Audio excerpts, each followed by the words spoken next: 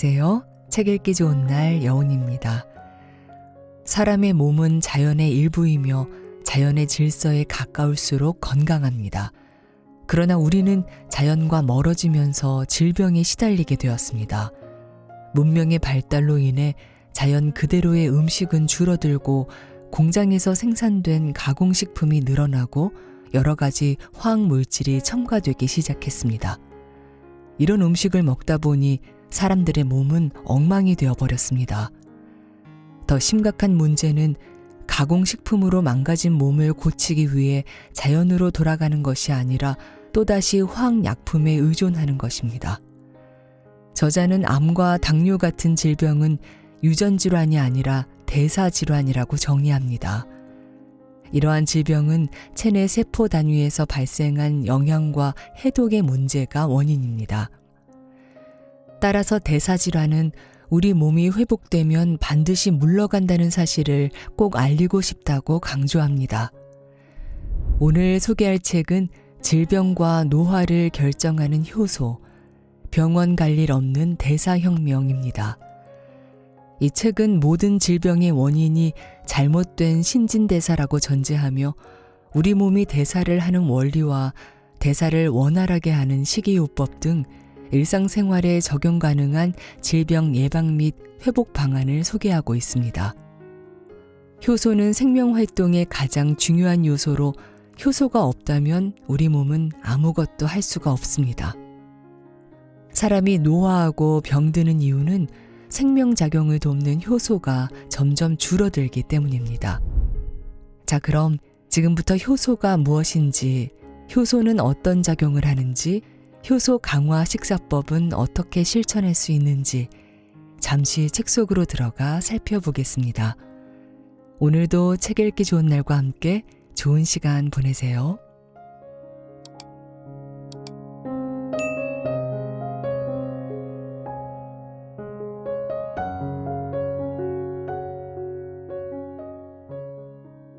효소, 질병과 노화를 결정한다. 저는 오래 살아야겠다고 생각해 본 적은 없지만 살아있는 동안엔 아프지 말아야겠다는 생각이 들어요. 요즘은 아픈 사람이 너무 많은 것 같아요. 우리 반 아이 중에도 아토피나 감기를 달고 사는 면역력 약한 아이들이 많아요. 다들 왜 이렇게 아픈 데가 많은지, 그게 당연한가 싶을 때도 있어요. 아픈 사람을 자주 보면 원래 사람은 이렇게 아픈가 하며 받아들이기 쉬워요. 나이 들면 아픈 게 정상이라고 이야기하는 의료인도 있고요. 하지만 저는 그렇게 생각하지 않아요. 사람은 아프지 않고 건강한 모습, 슬프지 않고 기쁘고 행복한 모습이 기본값이에요. 그런데 왜 아프게 되었을까요? 근본적인 이유가 있어요. 우리 몸에 절대적으로 필요한 효소가 고갈되는 생활 방식 때문이에요. 효소가 고갈되는 생활 방식이요? 효소가 뭐예요? 그게 사라져 부족해지면 우리 몸은 어떻게 되는 거예요? 우선 효소가 무엇인지부터 말씀드릴게요. 우리 몸은 소화, 호흡, 대사, 면역작용 등이 끊임없이 일어나는 일종의 화학공장이라 할 수 있어요. 효소는 우리 몸에서 일어나는 이런 모든 반응에 촉매 역할을 하는 물질이에요. 효소는 영어로 엔자임이라 하는데 효모아네라는 뜻이에요. 효모는 미생물의 한 종류이고 효소는 그 미생물 속에 들어있는 단백질 분자입니다. 효모가 발효를 통해 포도주, 간장, 치즈, 빵 같은 음식물을 만들어내는 것처럼 우리 몸에서는 소화효소와 대사효소, 잠재효소 등이 모든 화학 반응을 일으키죠. 우리 몸은 효소를 직접 생산하고 효소는 아주 다양한 역할을 해요. 효소 부족은 대사질환의 원인이다. 효소가 없다면 우리 몸은 아무것도 할 수 없다. 세계적인 명의 시냐 히로미는 효소는 생명활동의 가장 중요한 요소라고 했다. 효소가 살아있는 음식을 많이 먹는 사람은 그렇지 않은 사람보다 질병에 걸릴 확률이 훨씬 낮다고 했다.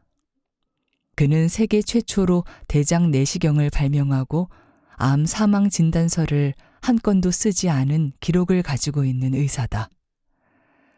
사람이 노화하고 병드는 이유는 생명작용을 돕는 효소가 점점 줄어들기 때문이다. 특히 만성질환은 오랜 기간 신진대사에 문제가 생긴 상태로 질병과 노화는 우리 몸의 효소작용이 원활하지 않다는 뜻으로 보아도 된다. 단백질인 효소와 효소의 작용을 돕는 비단백질 성분으로 비타민이나 미네랄인 조효소가 부족하면 모든 장기의 기능이 약해진다. 환자는 몸속 효소가 부족한 상태다. 효소 박사로 불리는 신현재 교수의 저서 효소 치료를 보면 일본에서 결핵 환자 111명의 효소량을 측정해 보니 정상인보다 82% 부족했다는 내용이 있다. 당뇨 환자의 혈액과 소변에서 측정한 효소량도 정상인보다 적었다. 몸 전체의 효소가 부족하면 소화 효소도 덩달아 부족해진다. 동맥경화 환자들은 소화 효소인 리파아제가 심각하게 부족했다. 리파아제가 부족하니 지방대사가 잘 이루어지지 않아 혈액에 지방이 쌓여 혈액순환에 문제가 생긴 것이다. 효소가 부족한 환자들에게 효소를 보충해주자 병의 증상이 빠르게 개선되었다고 한다.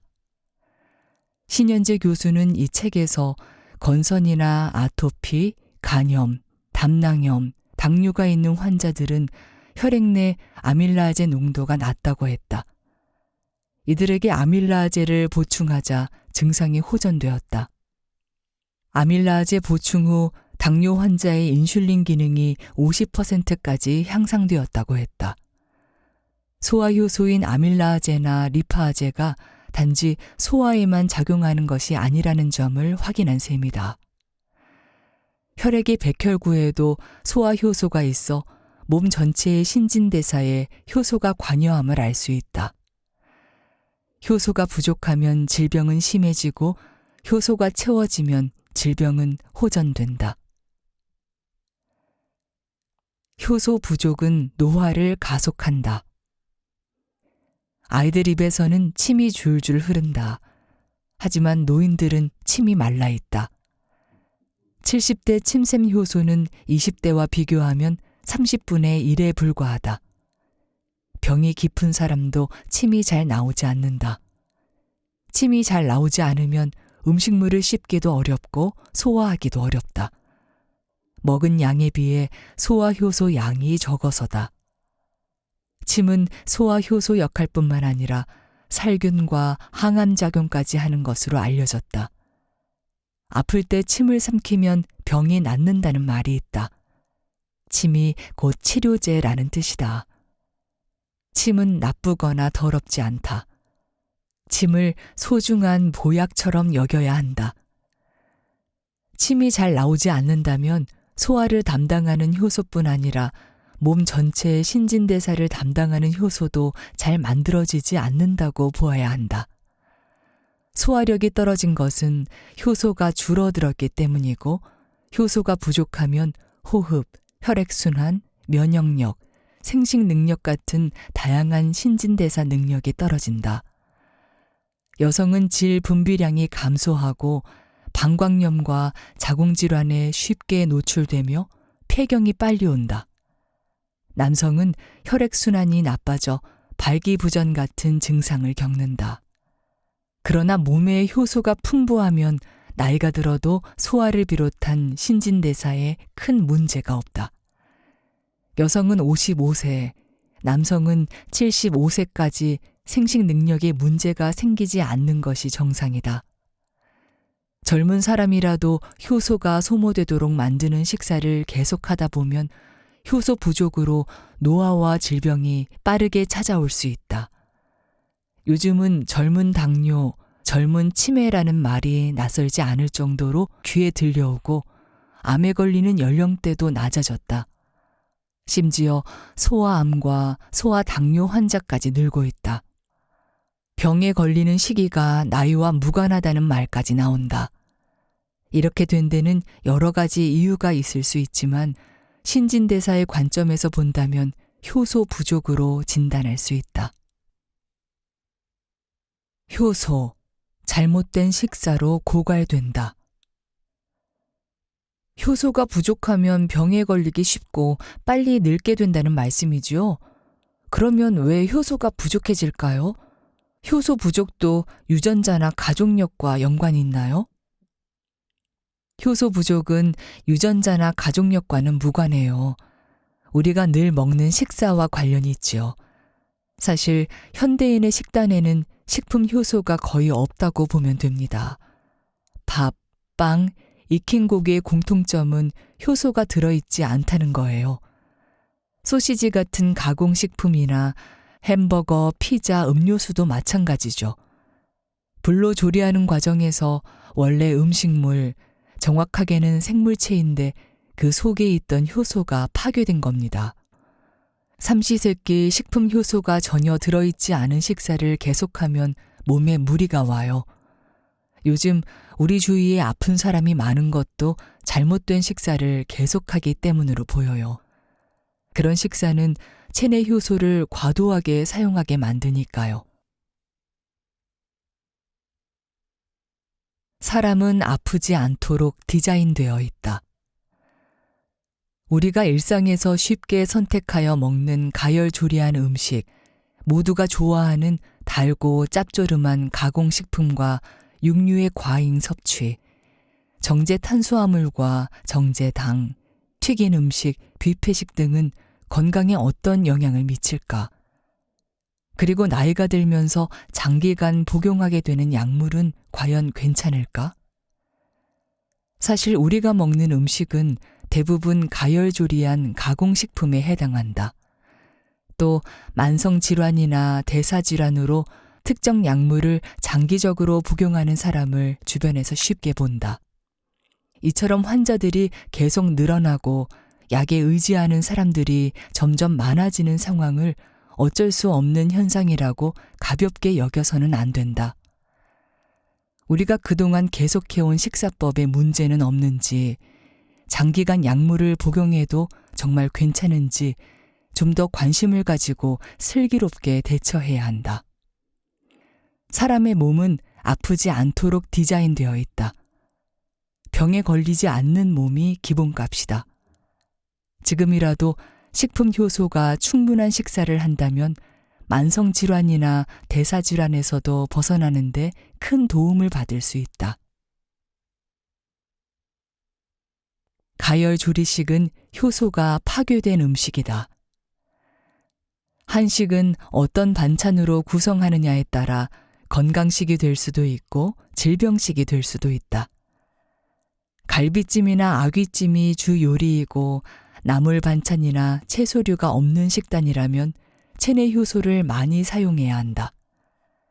음식 재료에 열을 가해 조리하면 원래 식품 안에 있던 효소의 활성이 사라지기 때문이다.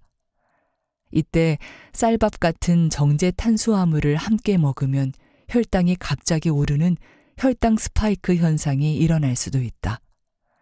몸은 혈당이 급상승하는 것을 방지하기 위해 혈당 호르몬인 인슐린과 글루카곤을 더 많이 분비하고 식욕 촉진과 억제를 조절하는 주요 호르몬인 렙틴과 글렐린도 체내 음식물 대사를 위해 왕성하게 분비한다. 그러다 보면 뇌하수체 같은 내분비 기관이 과로하기 쉽다. 가끔이라면 그렇게 식사하는 것이 큰 문제가 되지 않겠지만 늘 그런 음식을 먹는다면 건강을 위한 식사라기보다는 몸을 혹사하는 식사라고 해도 좋을 것이다. 현미 잡곡밥에 생채소와 버섯류, 해조류를 간단히 조리해서 먹는 한식은 체내 효소를 크게 고갈시키지 않는다. 신선한 채소와 해조류에는 생물체가 원래 갖고 있는 효소가 있기 때문이다. 그러니 같은 한식이라도 어떤 음식을 어떻게 먹느냐에 따라 건강에 다른 영향을 미친다. 어떤 음식이 살아있는 음식일까? 살아있는 음식이란 원래 음식에 들어있는 효소가 활성화한 상태의 음식이다. 자연 상태의 음식이 그렇다. 그러니 42도씨 이상으로 가열하여 조리하면 활성화한 효소는 사라진다. 그렇게 가공 처리한 음식을 우리 몸이 소화하려면 체내 효소를 사용해야 한다. 각종 화학 첨가물까지 들었다면 이를 해독해야 하니 효소는 더 많이 필요하다. 그러니 가공식품을 자주 먹는다면 병에 걸리지 않는 것이 오히려 이상하다고 해야 할 것이다. 이누이트는 조상 대대로 내려온 전통 생활 방식대로 자연에서 먹을 것을 구하고 본능에 충실한 삶을 살아왔다. 그들은 바다에서 잡은 물고기와 고래고기를 먹었으며 효소가 많은 내장을 살코기보다 더 귀하게 여겼다. 그들은 발효 보존 음식인 키비약을 만들어 먹었다. 바다 표범을 잡아 내장을 빼내고 바다 쇠오리 등을 가득 채운 뒤 땅 속에 7개월 동안 묻어두었다가 먹는 음식으로 그들은 발효된 키비약에 든 풍성한 효소가 건강에 매우 중요하다는 걸 잘 알고 있었다. 마치 우리가 된장이나 나토, 익은 김치 같은 발효식품을 먹듯 키비약은 이누이트가 즐기는 전통 발효 음식이었다. 하지만 현대 문명의 간편함을 알게 되면서 이누이트는 전통 음식 대신 편하고 맛있는 음식을 선택했다. 설탕과 밀가루, 가공 육류 등 우리가 마트에서 편하게 구할 수 있는 음식 재료들을 그들도 사 먹게 된 것이다. 결국 이누이트도 현대인의 고질적인 질병인 각종 심혈관 질환과 고혈압, 당뇨병 등의 만성 대사 질환에 시달리게 되었다. 식품 효소는 동물에게든 인간에게든 생명체의 건강에 굉장히 중요한 역할을 한다. 우리는 가열 조리한 음식을 주식으로 하고 가공식품을 정상적인 식품으로 여기며 이러한 음식으로 식사하는 것을 자연스러운 라이프 스타일로 받아들였다. 그러니 각종 첨가물과 환경 호르몬의 위험까지 언급하는 것은 어쩌면 사치스러운 지적일 수도 있겠다. 이쯤 되면 건강하게 사는 게 더 이상한 것 아닐까? 나쁜 걸 지속적으로 몸에 넣으면서 건강하기를 기대할 수는 없는 노릇이니까. 그러나 각종 만성질환에 불임과 난임 등으로 생식 능력마저 위협받고 있는 지금 더 많은 것을 잃기 전에 우리가 무엇을 놓치고 있는지 깨닫고 바로 잡아야 한다. 효소, 독소를 제거한다. 아픈 사람은 모두 효소가 부족하다는 뜻이죠. 효소가 충분하면 고혈압이나 당뇨병, 암이나 치매 같은 병도 나을 수 있나요? 모든 질병은 신진대사 기능이 떨어졌을 때 찾아와요. 그게 효소 부족 상태라고 할 수 있지요. 특히 독소가 많으면 효소가 빨리 고갈돼요. 그래서 우리 몸은 독소를 제거하는 일에 많은 효소를 사용하지요. 신진대사를 방해하는 게 독소니까요. 효소가 충분하다 해서 모든 질병이 낫는다고 말할 수는 없어요. 몸이 건강하기 위해서는 다른 조건들도 맞아야 하니까요. 하지만 효소가 부족하면 어떤 질병도 낫기 어렵다는 건 확실해요. 대사효소는 독소를 해독한다. 해독에 관여하는 체내 효소는 대사효소다. 대사효소는 몸에 쌓이는 노폐물을 내보내고 독소를 해독한다. 세포 수준에서 활동하는 대사효소 중 몇 가지가 밝혀졌으며 대표적인 세포 대사효소는 몸속 활성산소를 제거하는 항산화 효소다. 활성산소는 세포 안팎에서 늘 생겨나는 불안정한 산소로 안정된 구조를 갖추기 위해 주변의 다른 원소와 결합하는 산화력이 강한 산소다. 활성산소가 생기는 이유는 자동차 엔진이 돌아가면 배기가스가 생기는 것과 같다. 일종의 대사 노폐물이다. 세포 내 소기관 미토콘드리아는 에너지를 만들어내 흔히 세포 발전소라고 부르는데, 미토콘드리아가 일할 때 활성산소가 나온다. 그러니까 미토콘드리아는 자동차 엔진이고 활성산소는 배기가스인 셈이다. 온몸의 세포에서 미토콘드리아가 에너지를 만들어내니 활성산소도 몸 전체에서 생겨난다. 그렇다고 활성산소가 무조건 나쁜 것은 아니다. 적당한 양의 활성산소는 세균과 바이러스를 제거하는 긍정적인 작용도 한다. 하지만 모든 게 그렇듯 과하면 문제가 생긴다.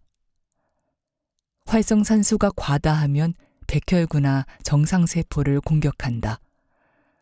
세포막을 산화시켜 산소와 영양소가 잘 공급되지 못하게 한다. 활성산소가 유전자를 공격하면 세포 재생 능력이 사라져 관절염이나 백내장 같은 퇴행성 질환이 생긴다. 신경을 공격해 염증을 일으키고 심지어 뇌와 척수에 악영향을 미치는 만성 염증성 질환인 다발성 경화증을 일으키기도 한다. 암세포도 활성산소가 몸에 너무 많이 축적된 결과다. 암뿐만 아니라 당뇨병과 고혈압, 심혈관 질환 역시 활성산소와 큰 관련이 있다. 효소, 면역력을 올린다. 몸에 쌓인 독소를 다 없애면 병에 안 걸리나요? 몸이 깨끗하게 되어도 왠지 그것만으로 충분하지 않을 것 같은 느낌이 들어요. 면역력이 떨어지고 암에 걸린 사람한테도 효소가 도움이 될까요? 암 환자가 많은 우리 가족을 생각하면 여전히 불안해요. 독소를 제거해도 신진대사 기능이 제대로 이루어지지 않는다면 분명히 문제가 되겠지요. 그런데 효소는 독소 제거와 동시에 몸의 모든 영역이 잘 돌아가게 도와줘요. 몸이 잘 돌아간다는 말은 웬만한 질병에는 스스로 대처할 면역력이 생긴다는 거예요. 요즘 암과 아토피, 류마티스성 관절염이나 루푸스, 베체트병 같은 자가 면역 질환이 많은 것도 면역 영역이 잘 유지되지 않아 생긴 문제지요. 효소가 충분히 채워지면 이런 질환에서 벗어날 수 있습니다. 효소는 항균, 항염, 항암에 효과 있다. 대사효소는 신진대사 영역 중 매우 중요한 면역에도 작용한다. 효소 자체가 면역력에 곧바로 도움이 된다. 효소는 항균, 항염, 항암 효과가 있다. 침에 포함된 효소는 살균 작용을 하며 우리 입안의 침 역시 항균 효과를 발휘한다. 인체의 청소부 역할을 하는 백혈구에서만 작용하는 효소도 수십 가지로 추정한다. 효소학 분야의 저명한 연구자인 미국 국립보건원 NIHA의 윌 스타터 박사는 백혈구에 작용하는 효소에 소화효소인 아밀라아제와 프로테아제, 리파아제도 포함되어 있음을 밝혀냈다. 이들 소화효소는 췌장에서 분비된 것과 같아 효소가 한 군데에서만 작용하는 것만이 아님을 시사한다. 그렇다면 왜 백혈구에서 소화효소가 발견된 걸까? 음식이 소화되는 동안 다양한 부산물 찌꺼기가 나온다. 탄수화물, 단백질, 지방 찌꺼기들을 한 번에 깔끔하게 제거하기 쉽지 않다. 남은 소화 부산물은 혈액을 돌면서 알레르기나 염증을 일으킬 수 있기에 백혈구 내에 있는 소화효소들이 부산물을 제거하는 작용을 하는 것이다. 백혈구는 죽은 세포나 노화세포도 처리한다. 덕분에 피는 맑아지고 혈액순환이 원활해진다. 이처럼 우리 몸은 노폐물을 아주 다양한 방식으로 처리하고 면역력을 올린다. 효소, 혈액순환을 돕는다. 효소가 풍부한 식사가 면역질환을 빠르게 해결하는 방법이라고 하셨는데 백혈구에 면역효소가 충분하면 아토피 증상도 좋아질 수 있나요? 우리 반 아이들 3분의 1 정도에게 아토피와 알레르기가 있거든요. 우리 엄마는 고지혈증과 당뇨 전 단계인데 효소 식사를 하면 몸이 나아질까요? 그럼요. 몸의 효소가 충분하면 면역력이 올라가고 혈액이 맑아져요. 아토피와 알레르기를 피부병으로만 생각하는 사람이 많은데 사실은 피부 밑을 흐르는 혈액에 문제가 있는 거예요. 고지혈증이나 당뇨 전 단계는 혈액에 지방과 당분이 많은 상태고요. 그러니 무엇보다 혈액을 맑게 하고 혈액순환을 잘 되게 하는 것이 중요하지요. 당뇨가 무서운 이유는 혈관질환과 같은 합병증으로 이어지기 때문이에요. 혈관질환은 동맥경화, 심근경색, 뇌졸중, 뇌경색, 치매, 파킨슨 같은 큰 병으로 진행될 수 있어요. 피를 맑게 하고 원활하게 순환하게 하려면 효소의 힘이 필요하답니다. 효소는 혈액을 맑게 해준다. 체내 효소는 피를 맑게 하고 혈액순환을 좋게 한다. 미국 스탠퍼드 의과대학 연구자들은 동맥경화 환자들의 혈장에 리파아제가 심각하게 부족한 것을 확인했다. 지방대사가 잘 되지 않는 사람들도 리파아제가 부족했다. 지방대사와 혈액 내 지방량에 문제 있는 사람들에게 리파아제를 투여하자 지방대사가 곧바로 좋아졌다. 혈류 흐름이 개선되고 혈액이 맑아졌는데 혈액에 있는 노폐물이나 지방 찌꺼기 같은 것을 리파아제 효소가 분해했기 때문이다. 리파아제 효소는 미세 혈전을 용해하고 큰 혈전이 생기는 걸 막아준다. 혈액순환이 좋아지면서 산소와 영양소 역시 원활하게 공급되자 혈관 질환으로 인한 통증이나 붓기가 줄어들었다. 효소는 산화된 콜레스테롤도 분해하여 피를 맑게 만들어준다. 이처럼 혈액순환이 원활해지면 몸 전체의 신진대사가 눈에 띄게 좋아진다. 말초혈관까지 혈액이 잘 돌면서 모든 세포에 산소와 영양소가 잘 공급된다. 혈액의 당 수치는 안정적으로 조절된다. 당뇨와 그로 인한 당뇨병성 말초 신경병증과 동맥경화, 뇌경색 같은 합병증도 예방된다. 효소의학의 연구에 따르면 나토에 들어있는 나토키나아제는 항응고작용과 혈액순환에 도움이 된다. 혈액순환을 좋게 하고 심혈관 질환을 예방하고 싶다면 나토를 자주 먹는 것도 좋은 방법이다. 날고래 고기를 먹었던 에스키모인들은 콜레스테롤 수치가 높은 음식을 먹었음에도 심혈관 질환이 발견되지 않았다. 오늘날 의학 기준으로 본다면 콜레스테롤 수치가 높으니 콜레스테롤 저하제를 먹어야 한다고 처방받았을 것이다. 그러나 에스키모인들이 섭취한 효소 음식은 그들의 혈관을 막지 않았다. 미국 영양학회의 2015년 식생활 가이드라인에 따르면 콜레스테롤 수치가 높은 사람이 심혈관 질환에 걸린다는 가설의 유의성을 발견하지 못했다. 오히려 콜레스테롤 수치가 낮은데도 염증 수치가 높은 사람들이 심혈관 질환에 걸린다는 점을 확인했다. 따라서 콜레스테롤 수치와 심혈관 질환이 무관하다는 결론을 내렸다. 문제는 콜레스테롤이 아니라 염증임을 보여준다. 효소가 충분히 활성화된 몸은 염증을 억제하여 질병에 걸릴 가능성을 낮춘다.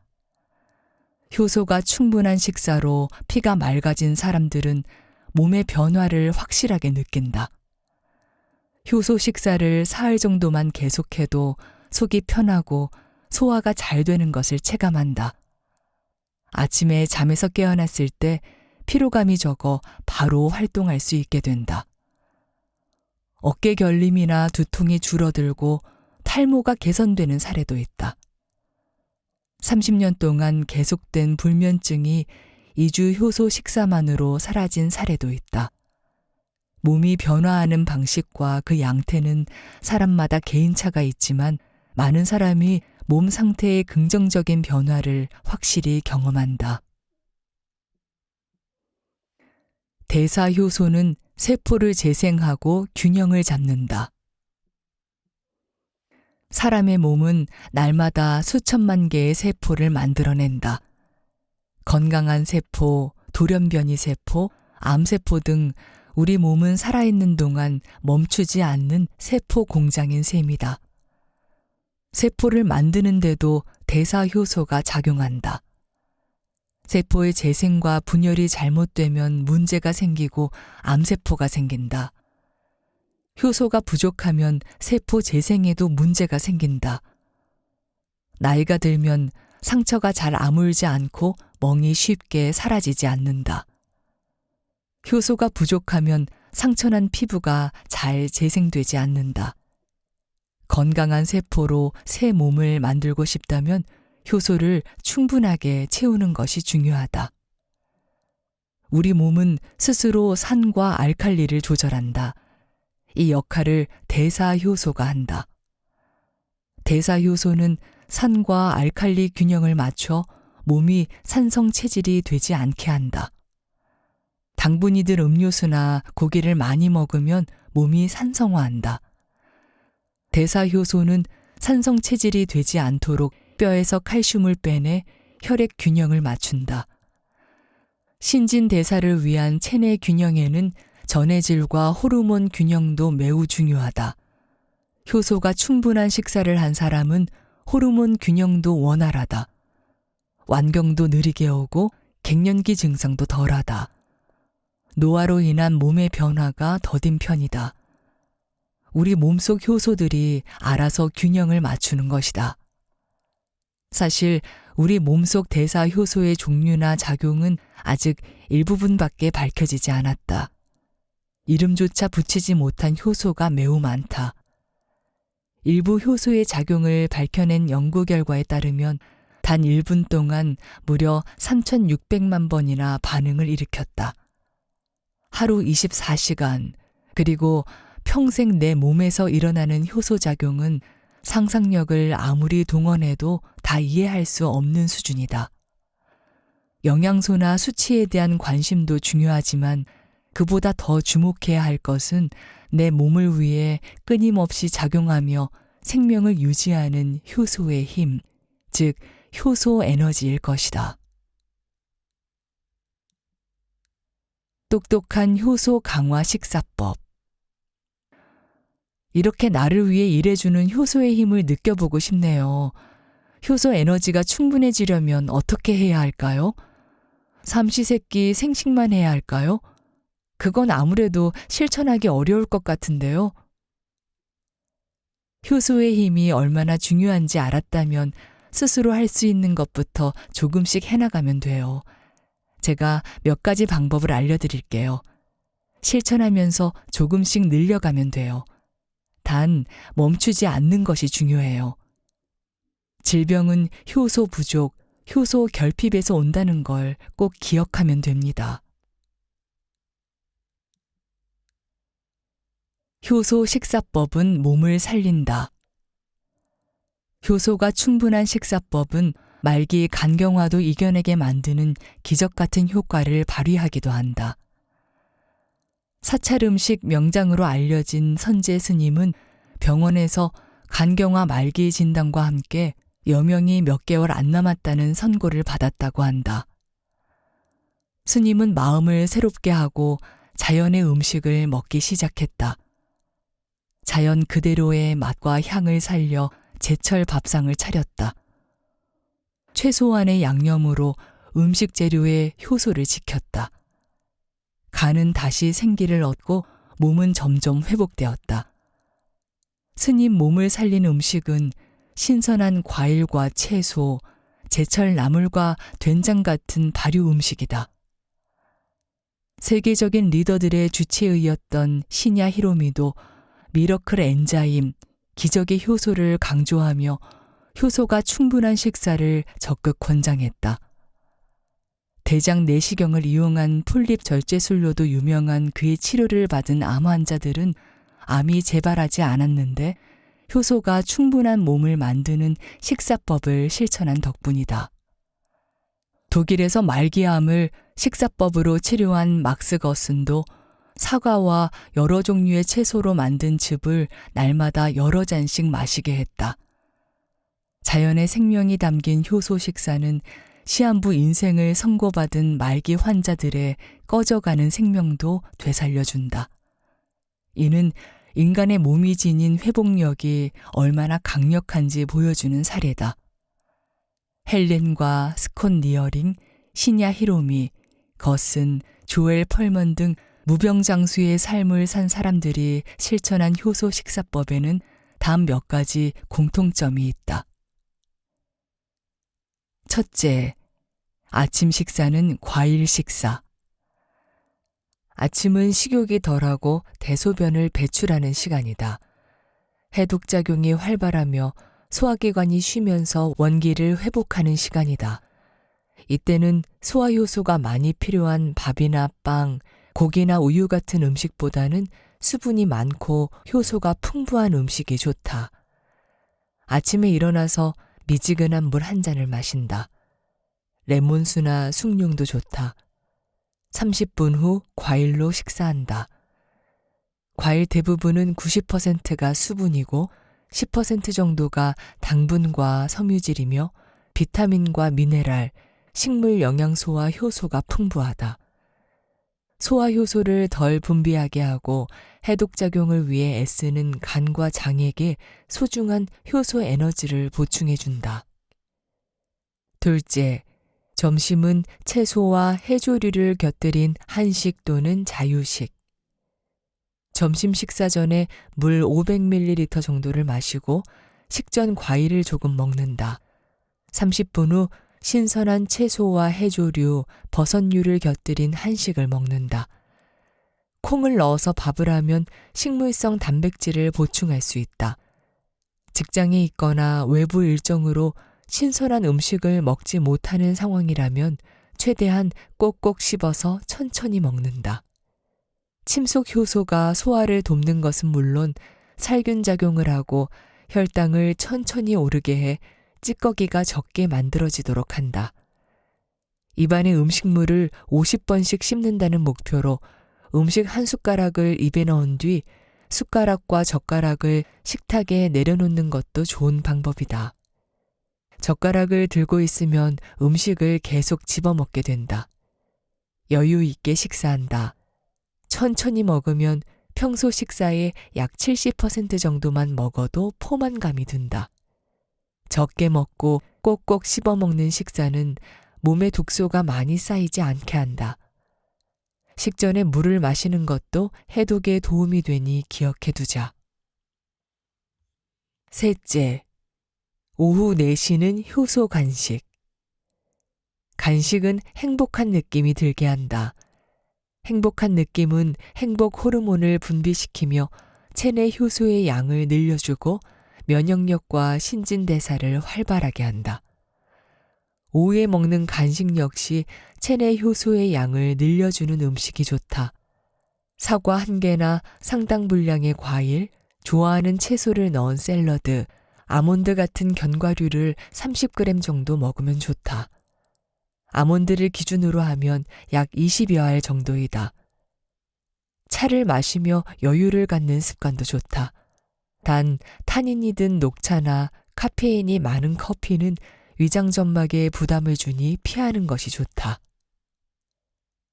넷째, 저녁 식사는 가볍게, 효소가 풍부하게.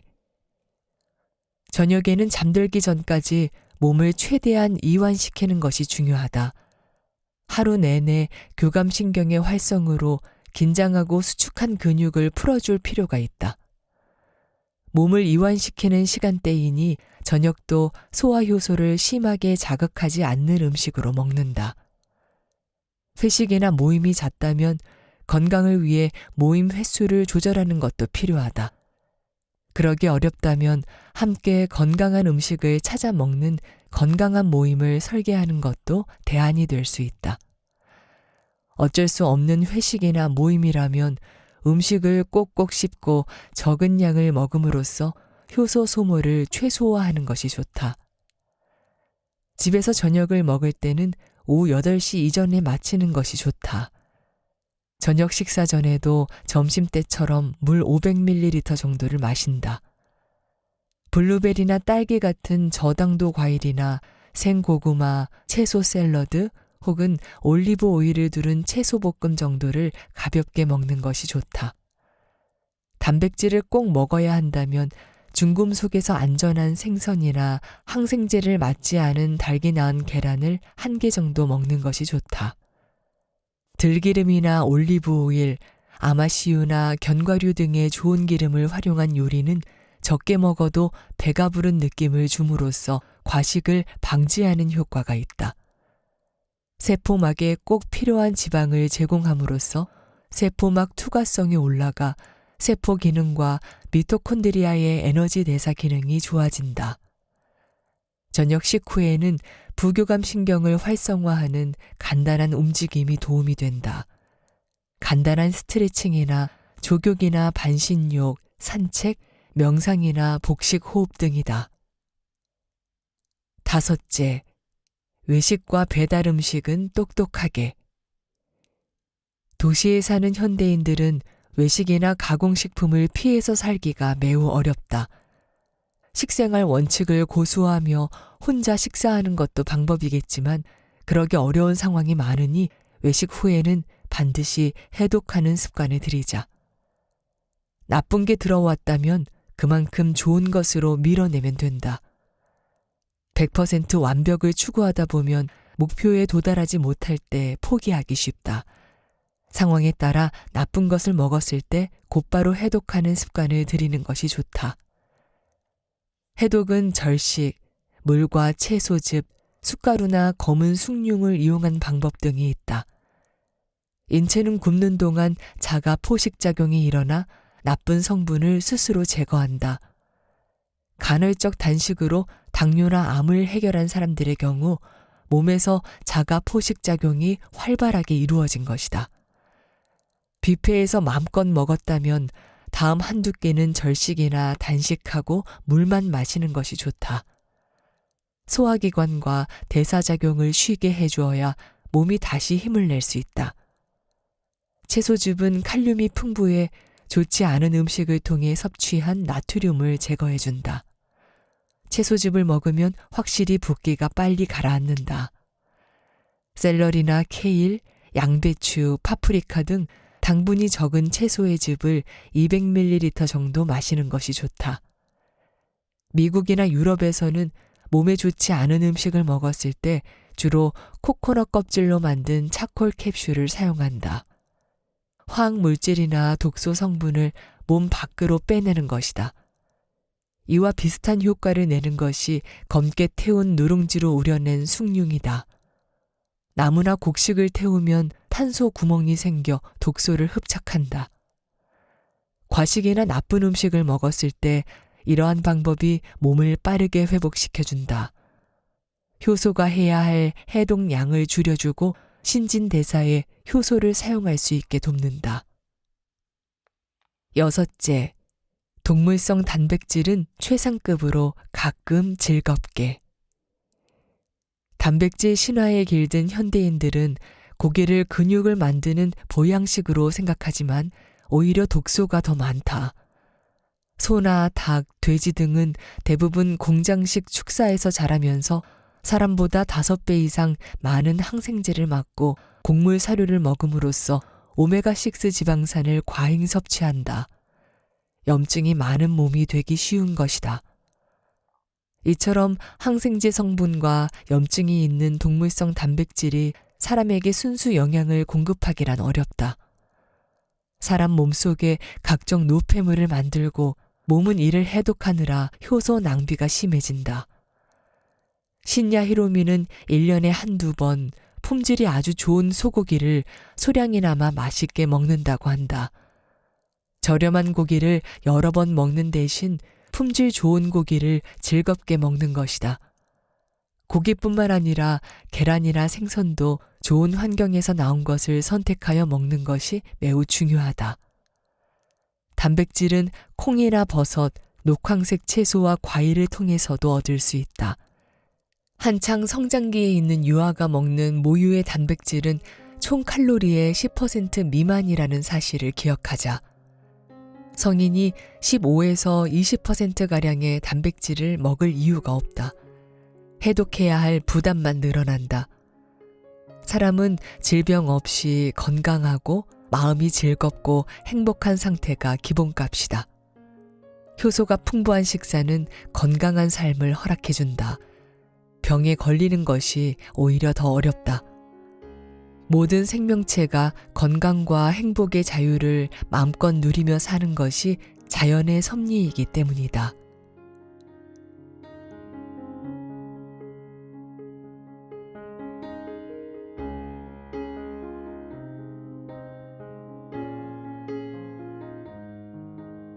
책 읽기 좋은 날, 오늘은 여기까지입니다. 안온하고 포근한 시간 보내세요.